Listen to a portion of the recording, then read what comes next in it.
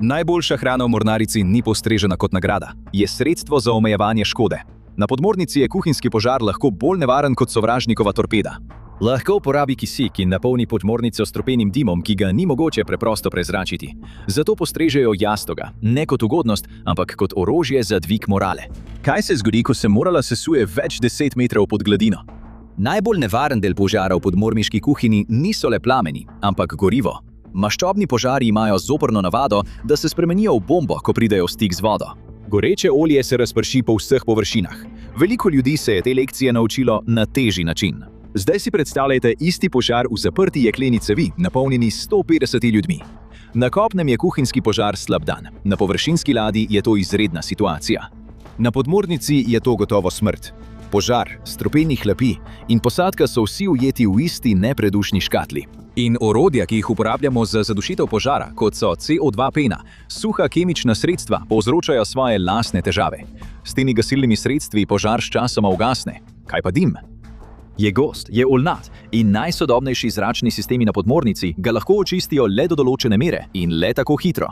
Dejansko, najhitrejši način za odstranitev strupenega dima iz podmornice je, da se dvigne na površje in odpre lopute, kar pa je problem. Celoten namen podmornice z balističnimi raketami je, da nihče ne ve, kje je. Ne druge podmornice, ne sateliti, ne sonar, ne sovražnik, nihče. Če se dvigneš na površje, da izpustiš dim, pomeni, da se pojaviš sredi oceana in razkriješ svoje natančne koordinate vsakomur, ki posluša. In to iz najslabšega možnega razloga. Nekdo je zažgal krompirček. To je varnostni boj, ki ga ameriška mornarica bije že desetletja na vsaki svoji podmornici. Postane še bolj nenavadno. Zrak v sodobni ameriški podmornici ni običajen zrak. Mi dihamo približno 21% kisika. Podmorničari dihajo z zrakom, ki vsebuje bližje 19% kisika, kar pomeni, da je tanjši in nekoliko bolj počasen. In to je namerno. Manj kisika pomeni, da se ogenj težje razširi. Mornarica je zasnovala atmosfero tako, da je zgorevanje oteženo. In prav na sredino tega skrbno deoksigenirannega, zatesnjenega okolja so postavili kat vročega olja. Kar večina ljudi ne ve, je, da jedilnik na podmornici ni zasnovan glede na prehrano. Zasnovan je z mislijo na nesrečo.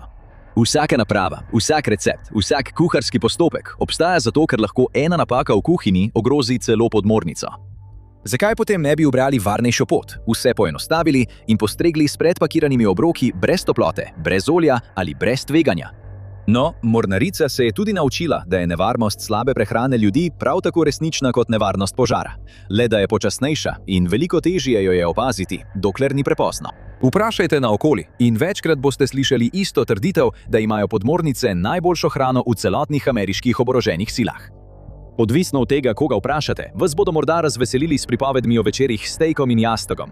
Drug podmorničar pa bo zavijal z očmi in rekel, da gre za hrano iz menze, le nekoliko boljšo, kot si predstavljate. Oboje je lahko res. Kar pa ni sporno, je osnovno dejstvo. Podmornice so edina mornariška plovila s fritezami.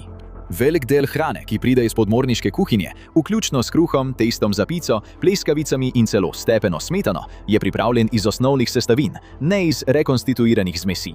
V primerjavi z alternativo, meseci zaprtih konzerv in liofiliziranih obrokov, je to ogromna razlika, ne glede na to, ali doseže neko namišljeno 5-zvezdično raven ali ne. Običajna razlaga je preprosta. Biti zaprt pod vodo brez sončne svetlobe in brez stika z domom več mesecev zapored je zahtevno delo. Vojske delujejo na poln želodec, zato je boljša hrana nagrada za eno najtežjih nalog, ki jih ponuja mornarica. Toda s to teorijo je težava. Nagrade so lepe, vendar ne upravičujejo dodatnih tveganj z odprtim ognjem, vročim oljem in zapletenimi obroki v vojaški ladji vredni $2 milijardi. Če je torej nagrada le polovica zgodbe, kaj je druga polovica? Začnimo z mornarji samimi. Preden podmorničar sploh stopi na podmornico, je mornarica že porabila več kot 2 leti za njegovo usposabljanje. Če seštejemo preizkuse usposabljanja za izhod v sili iz podmornice pod tlakom, psihološke preglede, predavanja in simulatorje, je mornarica vložila več $100,000 v enega samega mornarja, pa še niti začel ni z delom. Večina te naložbe je vložena že na začetku. Veliko tega se zgodi, še preden mornarica dobi en sam dan koristi. Če mornar odpove, izgori ali pa se preprosto odloči, da 3 meseci v cevi zanj niso vredni, je ves ta čas in denar izgubljen. Zdaj pa si to predstavljajte v večjem obsegu.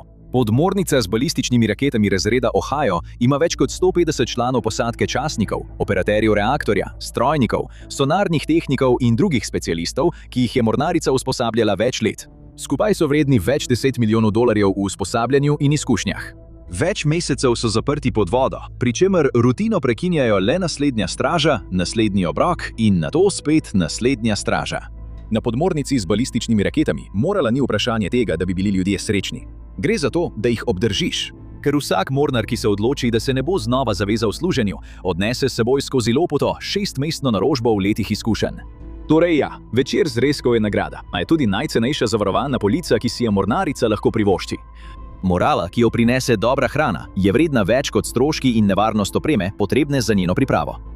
A vseeno jo morajo pripraviti. Kako se tega lotijo?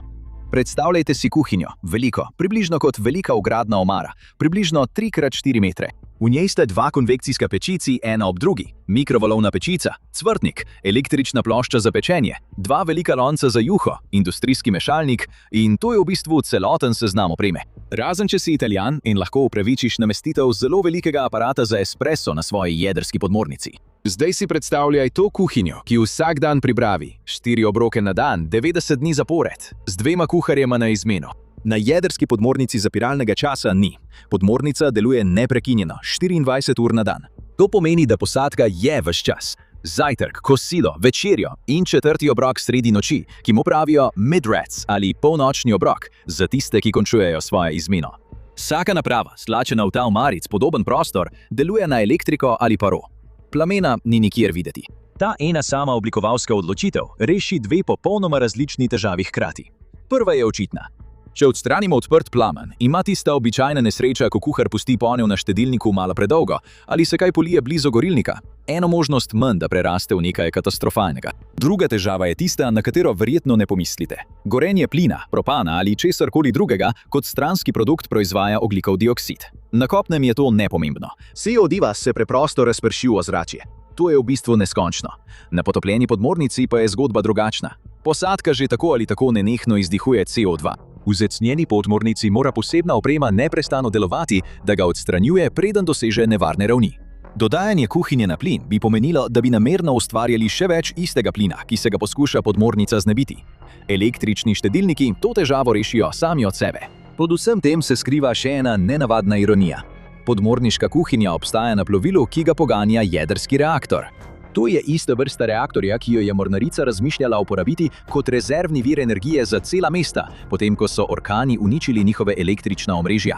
Takšen reaktor proizvede več kot dovolj energije za konvekcijske pečice, mešalnike in vse drugo v kuhinji, zato kuhanje na plin ne rešuje problema, ampak ga ustvarja. Dodajal bi vir goriva, ki ga podmornica sploh ne potrebuje, samo zato, da bi se izognil uporabi elektrike, ki je že ima v izobilju. Zato so odstranili plamene in namestili električne naprave. Problem rešen. Razen enega. Cvrtnik je preživel celotno prenovo. Še vedno je električen, vendar je to ena naprava, ki so jo vse druge ladje v mornarici morale pustiti za seboj. Vroče olje na morju ne potrebuje plamena, da postane nevarno. Potrebno je le, da je predolgo preveč vroče in da ga nihče ne nadzoruje. In vendar je cvrtnik ostal. Ker je hrana, ki jo pripravlja, dovolj dragocena za dovolj ljudi, da se je mornarica odločila, da je tveganje vredna. Ta cvrtnik ni edina stvar v kuhinji, ki ustvarja problem, ki ga nihče ne more popolnoma rešiti. Tudi brez plamenov kuhanje za 150 ljudi 4-krat na dan, 2 meseca, ustvari še en stranski produkt, ki nima kam drugam. Vonj. Podmornica nima klimatske naprave, tako kot vaša hiša. Ima sisteme za upravljanje zraka. To je zato, ker se zrak znotraj trupa podmornice ponovno uporablja in ne preprosto obnavlja. Ista omejena količina zraka se mora ves čas plovbe krožiti skozi iste prezračevalne kanale in jo morajo dihati isti ljudje. In nič ne uide temu zraku, vključno z vonjem. Sistemi za uravnavanje zraka na podmornici ujamejo del tega, kar lebdi naokoli. Delci se odstranijo s pralnimi filtri, hlapi pa se obdelajo z istimi gorilniki in čistilniki, ki skrbijo za vse ostalo. Toda, medtem ko lahko filtriraš delce, ne moreš vedno filtrirati vonja, še posebej, ko ga nimaš kam odvesti. Tako ostane in se trajno vpije vse. Če vprašate podmorničarje, kako diši njihova podmornica, bo seznam lahko dolg, odvisno od časa in okoliščin, v katerih sprašujete. Prisoten je vonj po amonijaku, ki ga povzroča kemikalija, uporabljena v odstranjevalnikih ogljikovega dioksida. Dizelsko in hidravlično olje dajeta delom podmornice skoraj avtomobilski vonj. Kuhinja, še posebej cvrtnik, diši po vročem olju in občasno po zažganem kruhu. Drug je prisoten vonj po ozonu in vroči elektroniki, rahel pridih odpadnega sistema podmornice in seveda članov posadke, ki se ne tuširajo niti približno tako pogosto, kot bi se morali. Ti vonji se zažrejo vse in jih ni lahko sprati, niti med dopustom. Podmorničarji temu pravijo podmorniški smrad, podmorniški zadah ali celo vonj po podmornici. Podmorniškega smradu je težko natančno opredeliti, ker je tehnično gledano to pravzaprav skupek vseh vonjev hkrati. Prci, telesni vonj, slab zadah, ozon, amini, kuhanje, peka, smeti in počasi nakopičen smrad več kot 100 ljudi, ki živijo v zatesnjeni kovinski cevi. En tehnik, ki je delal na približno 20 podmornicah ameriških in britanskih, je dejal, da ga je imela prav vsaka. Malo se je razlikoval od podmornice do podmornice, a nikoli ga ni manjkalo. Ti vonji prepojijo tvoje lase, oblačila in kožo. Težko jih je sprati. Nekateri pravijo, da vztrajajo še tedne po koncu patrulje. Ena najbolj zanimivih zgodb o smradu na podmornici je tista, ko je enkrat izginil in kaj je prinesel nazaj.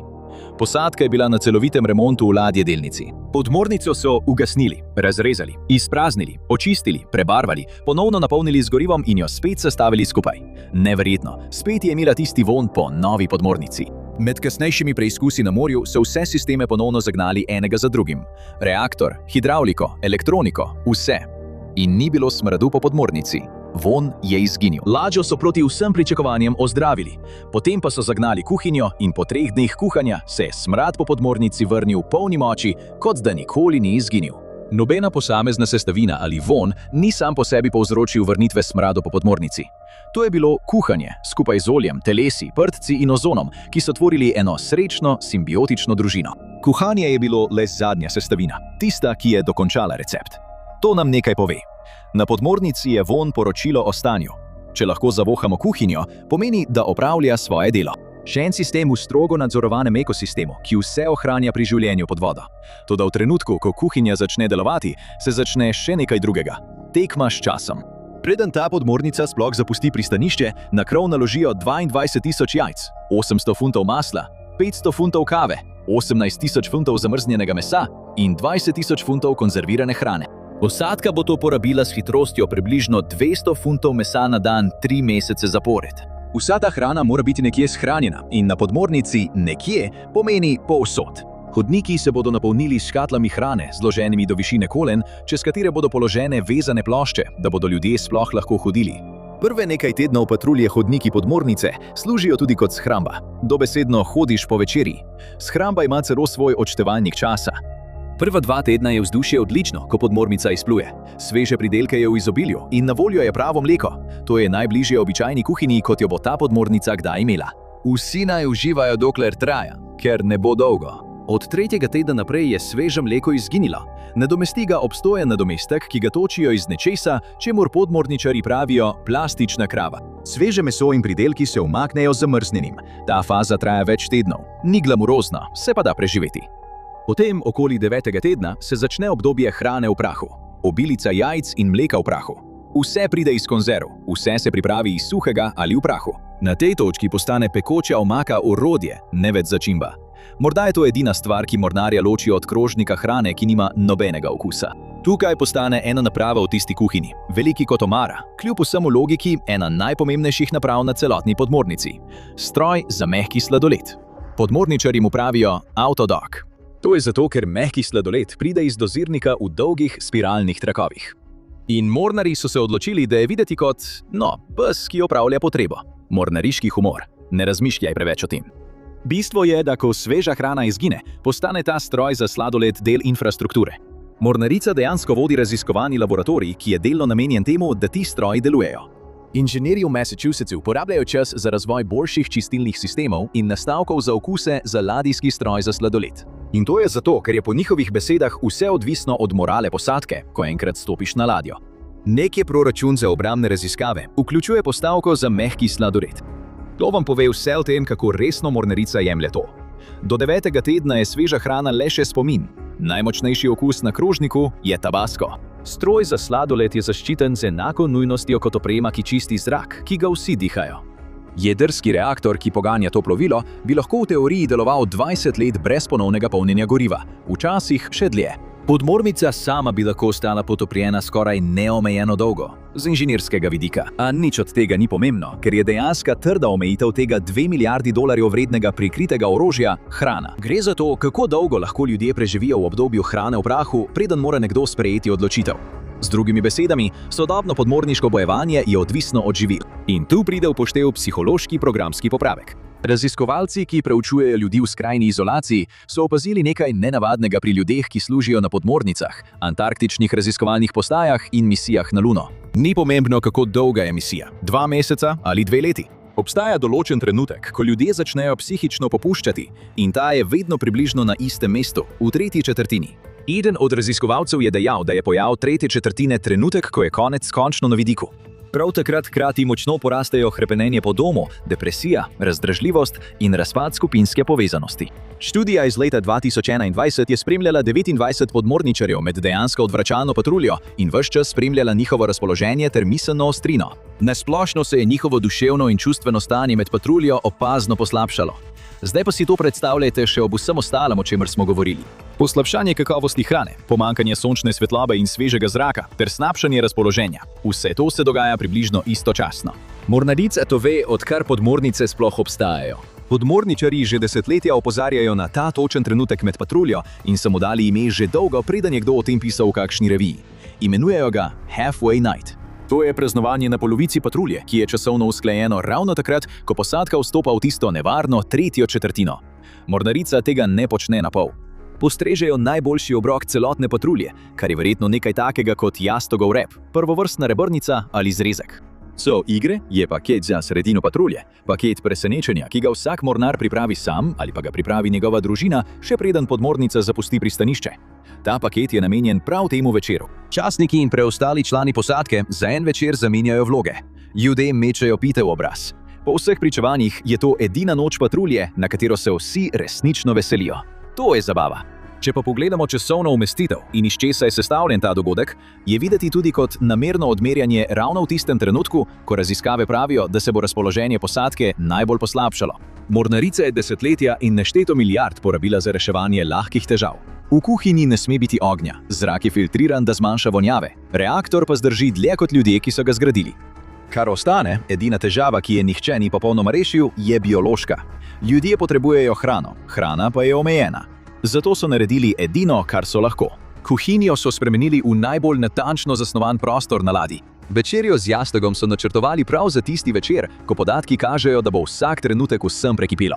In sladoledni stroj je deloval ne glede na vse. Na koncu ima najbolj sofisticiran stroj, kar jih je mornarica kdaj zgradila. Isto stikalo za izklop kot mi ostali. Če izpustiš nekaj obrokov, tudi on preneha delovati. Nitska morala ni edina stvar, s katero se morajo soočati podmorničarji. Grožnja smrti vedno preži v globinah. Oglejte si najslabše podmorniške nesreče vseh časov, da vidite, kako hudo je lahko. Ali pa kliknite na ta video.